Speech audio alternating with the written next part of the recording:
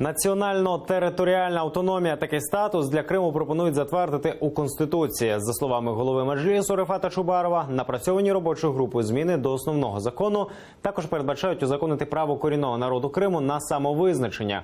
У Меджлісі переконані, поправки, що стосуються статусу окупованого нині півострова, прописані в Конституції, убережуть у майбутньому Крим від повторних спроб його загарбати.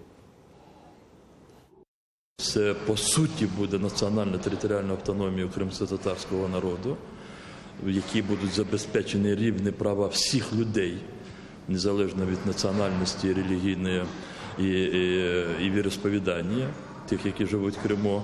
І друге, це особливо важливо, ці принципи, вони максимально укріплять суверенітет української держави над Кримським півостровом і забезпечать неповторення таких подій, які відбулися у лютому-березні 2014 року.